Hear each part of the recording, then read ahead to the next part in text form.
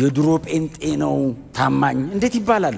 የዘንድሮና የድሮ የሚባል የለም። ህይወቱ አንድ ነው፣ አንድ ህይወት ነው። ጳውሎስ አስጨናቂ ነገር ነው የሚጽፈው ለባሪያ። ለምድራዊ ጌቶቻችሁ ስትገዙ አለው ለክርስቶስ እንደምትገዙት ያክል ተገዙ ይላል። የመገዛት ሜንታሊቲ እኛ እንቸገራለን። የምንቸገረው እንደ አገር ነው።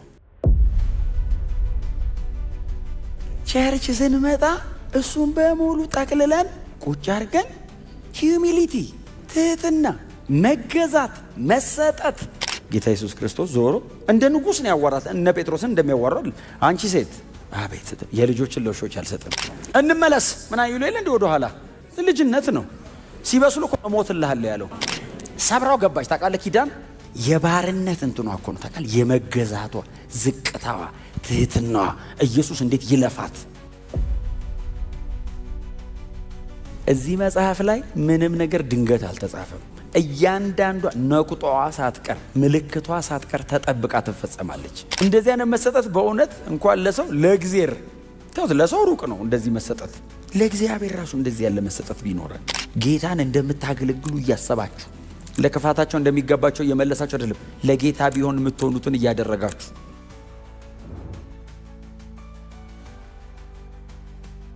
ምናልባት በእኔና በእናንተ ዘመን ምናልባት አሰሪና ሰራተኛ ሊሆን ይችላል። በነ ጳውሎስ ዘመን ግን ጌታና ባሪያ ነው።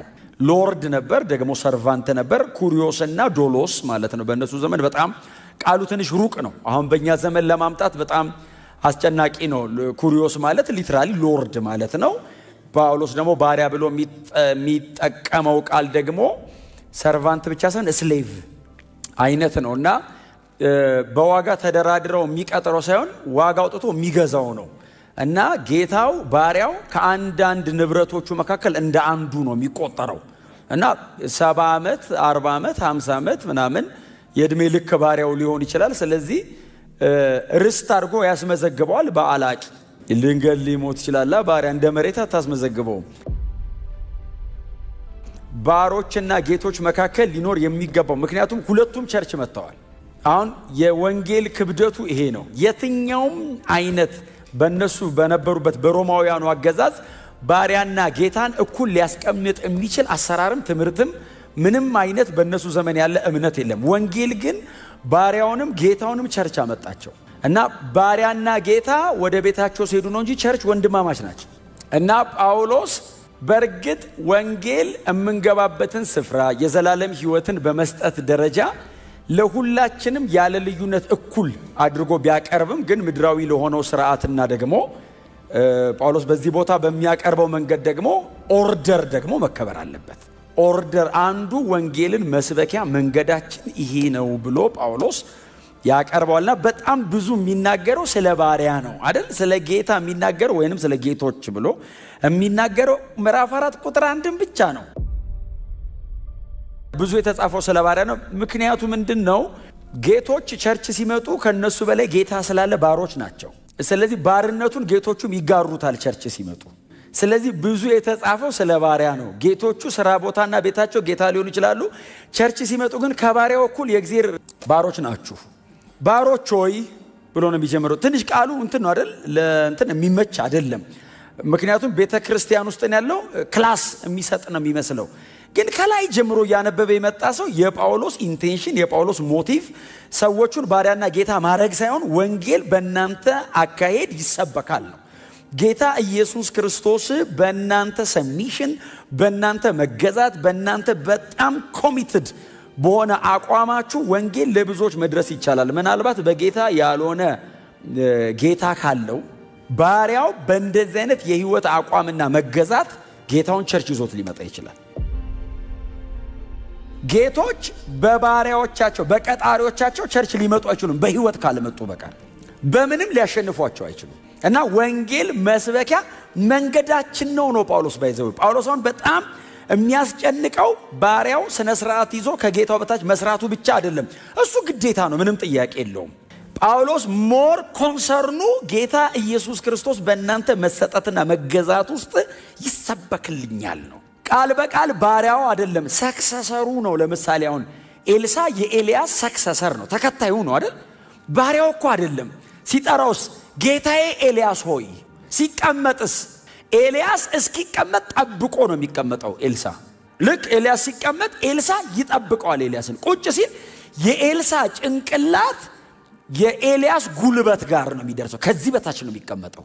ለዛ እኮ ነው ኤልያስ የሚሄድ ቀን እነዛ የነቢያት ማህበር መጡና እግዚአብሔር ጌታህን ኤልያስን ከራስ ላይ ሊወስዶ ነው አሉት። ኦርደር ነው። ጳውሎስ አስጨናቂ ነገር ነው የሚጽፈው ለባሪያ።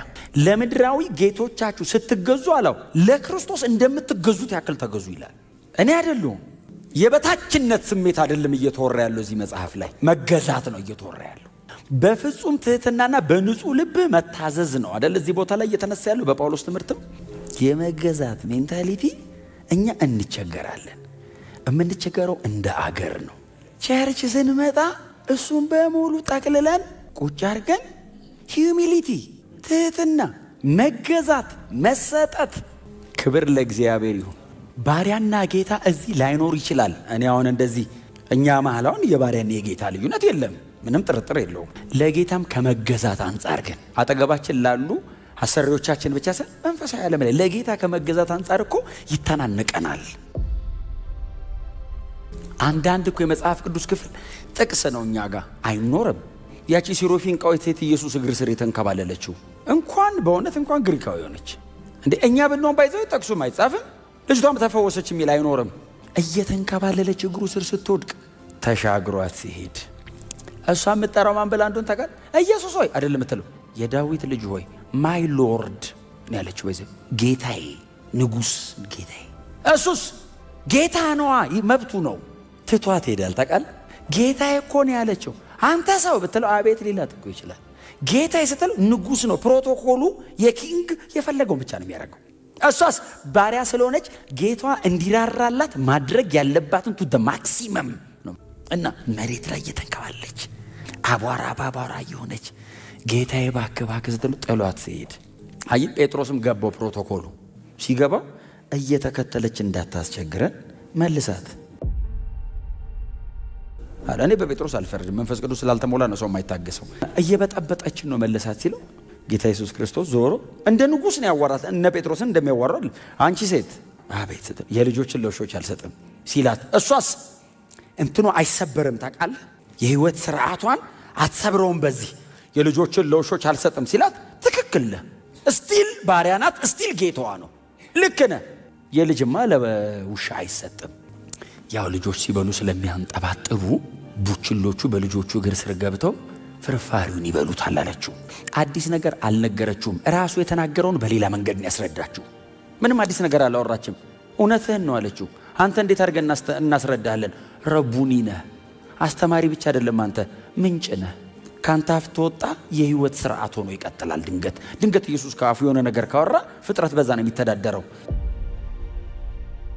የእግዚአብሔር ቃል ሆኖ ይኖራል ለዘላለም። ካፉ ይውጣ እንጂ የእግዚአብሔር ቃል ነው። እሱ እግዚአብሔር ነው። ልታስረዱ አትሞክርም ሴት። እሱ ግን አንድ ጥቅልል ነገር ስለሆነ የሚያወጣው መዘርዘር ነው። የልጆችን ለውሾች አልሰጥም ሲላት ትክክል። ውሻና ልጅ እኮ እንዴት አድርጎ ማነሩ አይፈቅድም። አንድ ላይ ውሻና ልጅ አይቀመጥም። ግን ልጅ ይገርምሃል አለችው። ራሱ ነው ልጆች ያሉ እኮ እነ ጴጥሮስን የበሰሉት ከሐዋርያት ሥራ ምዕራፍ 2 በኋላ ነው እንጂ አንጠባጥቡ ነበር። እንመለስ ምን አይሉ የለ እንደ ወደ ኋላ ልጅነት ነው። ሲበስሉ እኮ ሞትልሃል ያለው። ማቹር ካላረገ እኮ ልጅ እኮ በትንሽ ነገር ይሸወዳል አይደል? ኢየሱስ የሞተ ቀን እኮ ብቻውንም አይደለም አይደል? ጴጥሮስ ሰብሰብ አድርጎ ነው ባክ ያደረገው። አንድ አራት ይዞ በቃ ይዞ አልተነሳም ማለት ነው። በቃ እንሂድ ባክ። የልጅነት ባህሪ ነው እና አንጠባጥባሉ አለችው። ልጅ ትንሽ ነው የሚበላው፣ 25% አይጎርስም፣ በሙሉ ነው የሚወድቀው። ምግቡ አንድ አይነት ነው፣ የሚበሉበት ቦታ ነው የሚለያየው አለችው። እኔ ግሪካዊት ነኝ፣ እናንተ አይሁዳውያን ናችሁ። አዎ እንትኑ ነው የሚለያየው። እነሱን ቀጥታ አንተ ታገኛቸዋለህ፣ እኛ በእነሱ ስር የሚንጠባጠበውን አቋርጠን ገብተን ለቃቅመን እንወጣለን አለችው። ከመስቀል በኋላ መፈወስ የነበረባት ግሪካዊት ከመስቀል በፊት ተፈወሰች። ሰብራው ገባች። ታውቃለህ? ኪዳን የባርነት እንትኗ እኮ ነው። ታውቃለህ? የመገዛቷ፣ ዝቅታዋ፣ ትህትናዋ ኢየሱስ እንዴት ይለፋት። ይሄ አቲቲዩድ፣ ይሄ አስተሳሰብ ክርስትና ውስጥ ካሉ በጣም መሰረታዊ ከሆኑ ለመለወጣችን ምስክር ከሆኑ ነገሮች መካከል አንዱ ይሄ ነው። ተለውጫለሁ እምል ከሆነ ይሄንን ህይወት ነው የምኖረው። በጣም አስደናቂ በሆነ በተቀናጀ መንገድ ማቅረብና ይሄንን መሬት አውርዶ መኖር ቀንና ሌሊት ያክል የተለያዩ ናቸው። በአይምሮአችን በመረጃ ደረጃ በጣም የምናውቃቸው ያልኖርናቸው ነገሮች አሉ። በጣም you have to be serious። በእውነት ነው የምነግራችሁ። ይሄ ህይወት ነው ክርስትና። እዚህ መጽሐፍ ላይ ምንም ነገር ድንገት አልተጻፈም። እያንዳንዷ ነቁጣዋ ሳትቀር ምልክቷ ሳትቀር ተጠብቃ ትፈጸማለች። እንደዚህ አይነት መሰጠት በእውነት እንኳን ለሰው ለእግዚአብሔር ተውት፣ ለሰው ሩቅ ነው እንደዚህ መሰጠት። ለእግዚአብሔር ራሱ እንደዚህ ያለ መሰጠት ቢኖረን። የራሳቸው ህይወት አልነበራቸውም። የተገዙ ስለሆኑ ለወጣባቸው ዋጋ የሚገባውን ያክል ይኖራሉ። ህይወት ቢያስከፍላቸው ይከፍላሉ። እና ይሄ በባሪያና በጌታ መካከል ስለተጻፈ ነው። ምናልባት ደግሞ በጣም በንጽህናና በታማኝነት መጽሐፍ ሲናገር የምድር ነገስታት እየመጡ ከዮሴፍ ይገዙ ነበር ነው የሚለው። በጣም እግዚአብሔር በግብፅ ላይ ኢንፍሉዌንሻል ሲያደርገው ንጉስ ነኝ አላለም። አን አቲቲዩድ እዚህ ውስጥ ነው ተጻፈ። ታውቃለህ፣ ለግብፅ ባለውለታ ተባለ። ንጉስ ነኝ ቢልስ ንጉስን ለመገልበጥ ሞክሮ ተገደለ የሚል ነበር ታሪኩ የሚዘጋው። ኮሚትድ መሆኑን እዩት። የላይፍ ታይም ሰክሰስ። ጳውሎስ እንደዚህ ይሏል፣ ባሮች ሆይ አንድ ቀን ጌታ ትሆናላችሁ አይደለም ያላቸው፣ ባላችሁበት ተገዙ። ጌታ ማድረግ አለማድረግ የሚሾመው ነው። ባትደረጉም ግን የህይወት ዘመን ብትሆኑ ኮሚትድ ሁኑ፣ ተገዙ። ለምድራዊ ጌቶቻችሁ ስትገዙ ብሎ አንድ የሚያቀርበው ነገር አለ። ላንብብላችሁ። ቁጥር 22 በቅን ልብ የሚል ቃል አለ። በቅን ልብ እኮ ከውስጥ ነው እኮ። በቅን ልብ ጌታን በመፍራት ብሎ ምንድነው የሚለው ቀጥሎ? ለምድራዊ ጌቶቻችሁ በሁሉ ነገር ታዘዙ። በቅን ልብ ብሎ ጌታን በመፍራት ብሎ ታዘዙ። ለማ ለምድራዊ ጌቶቻችሁ በቅን ልብ የምትታዘዙ። ቀጥሎስ ጌታን በመፍራት እግዚአብሔር እንድትሰሩ እድል ከሰጣችሁ፣ በር ከከፈተ፣ ምናልባት ከእናንተ በላይ አለቆች ካሏችሁ በዚህ አይነት መንገድ ትሪት አድርጓቸው ነው የሚለው መጽሐፍ። አሜን ነው። ክፉ ሊሆን ይችላል። በፍጹም ጌታን የማያውቅ እንደዚህ ያለ ሰው መሬት ላይ አለ የሚያስብል ሊሆን ይችላል። በዚህ አይነት ልብ አጠገቡ ሆነ ለእግዚአብሔር መንግስት ወንጌል መሰበኩ ምክንያቱ ነው። መጽሐፍ ቅዱሳችን ላይ ያለ አንዱ የወንጌል ክፍል ይሄ ነው። ብዙ ጊዜ እኛም ስንል የምንለው ነገር አለ አይደል? የመግዛት፣ የመብለጥ፣ የማሸነፍ፣ ጠቅልሎ የመያዝ ዓመት። ምንም ጥያቄ የለውም። እግዚአብሔር አሳልፎ ይሰጣቸዋል። በዚህ ልብ ይሁን፣ ሰሚት የሚያደርግ ልብ። እግዚአብሔር ከላይ ያስቀመጣቸው ሰዎች ካሉ ከእናንተ በላይ ኢሚዲየት ከእናንተ በላይ ሰዎች ካሉ ሰሚት አድርጉ። ጌታን እንደምታገለግሉ እያሰባችሁ፣ ለክፋታቸው እንደሚገባቸው እየመለሳችሁ አይደለም፣ ለጌታ ቢሆን የምትሆኑትን እያደረጋችሁ። ዳንኤልን ማጥመድ ሲፈልጉ የመጡት እኮ ስራው ጋር ነው። በስራው ነው የመጡበት። መጽሐፍ ቅዱስ ሲናገር በስራው እንከን እንፈልግ ብለው መጡ ይላል። ከዛ ፈለጉበት ነው የሚለው ሁለቴ። አንዴ ከሆነ ፈለጉበት ብለው አይታረጉት። ሁለቴ ከሆነ ግን ተደራጅተው ነው። በጣም እንግዲህ 122 ሰው ማለት ነው። 122 ደግሞ ኖርማል ሰው አይደለም። አገረገዢ 122 አገረገዢ ተደራጅቶ ነው ልጁን ለመጣል በስራው በኩል መጡ። መጽሐፍ ሲናገር ፈለጉበት ይላል። ቀጥሎስ አጡበት የሚል ቃል አለ። አየህ፣ በእንደዚህ አይነት መንገድ ስፒሪቹዋል ከሆንክ፣ መንፈሳዊ ከሆንክ፣ መሬት ላይ ስራ ቦታ ካጡ ነው ጸሎት ቦታ የሚመጡት። ዳኒ በስራው እንከን የለበትም።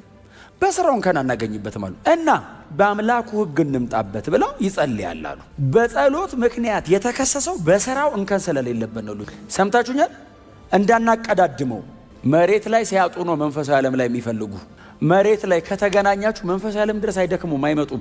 ዳኒ ባቢሎን ሲጠፋ ነው መንፈሳዊ ዓለም ላይ የሄዱት። ባቢሎን አጡት። ሰው ቢዘረሱ የሚጨብጣቸው አጡ። የለም ልጁ ይጸልያል። ጸሎቱን አቋርጥ ሲሉ ይሄኛውንም አላቋርጥም አለ። ንጽህናውንም አያጓድልም፣ ይሄኛውንም አያቋርጥ። ለንጉሱስ መጨረሻ ላይ የመለሰለት መልስ እዚህ ይላቸው፣ ንጉሥ ሆይ አቲቲዩድ አሸንፌያለሁ አሳየው አይደል? 1000 ዓመት ንገስ። በፊቱ ቅንነት ተገኝቶብኛል። ንጉሥ ሆይ ባንተ ፊት ደግሞ አልበደልኩ። ስለዚህ አምላኬ መልአኩን ልኮ አንበሶቹን አብዘጋ፣ እነሱ መልኩልኝ።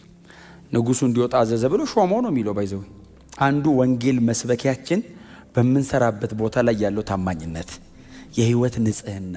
ክርስትና ድሮ ቀረ መባል የለበትም። እናንተ እያላችሁ ታማኝ ድሮ ነበር ኖ፣ ያው ህይወት፣ ያው ቃል፣ ያው መንፈስ፣ ያው ጸጋል።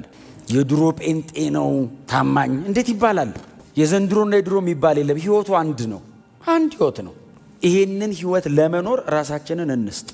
ኢየሱስ እየሞተ አይደል መቶ አለቃውን ያሸነፈው? እየሞተ እኮ ነው። እየሞተ ልክ ሰማይ ድፍን ሲል የእግዚአብሔር ልጅ ነው አለ መቶ አለቃ። አንተ ለመግደል የሮም ወታደር አምኖ የላከው መቶ አለቃ በፊቱ ኢየሱስ እግር ስር ተደፍቶ የሰገደው የሞተ ሰዓት። ይህን ሁሉ ትውልድ ኢየሱስ ያንበረከከው እኮ ስመለስ ቦታ ቦታ ሲይዛቸዋለሁ ብሎን አይደለም። ስለ ኃጢአታችሁ ሞቻለሁ ብሎ አይደል ያመጣን። ሞተልኝ ብለናው ተሸነፈ ነው እኮ የሚሉት ብዙዎች። እኛስ አዳነኝ ኢየሱስ ለኔ አዳነኝ። የመስቀል ሞቱ ነው ድል ያደረገን። ዝቅ ማለት ነው የሚያሸንፈው። በእናንተ መሰጠት 10 ዓመት ተሰጣ አንድ ሰው ከዳነ በእውነት በጣም ያዋጣል። ለጌታ እንደምትሆኑት በምትሰሩበት ስፍራ ላይ በፍጹም ታማኝነት አገልግሉ።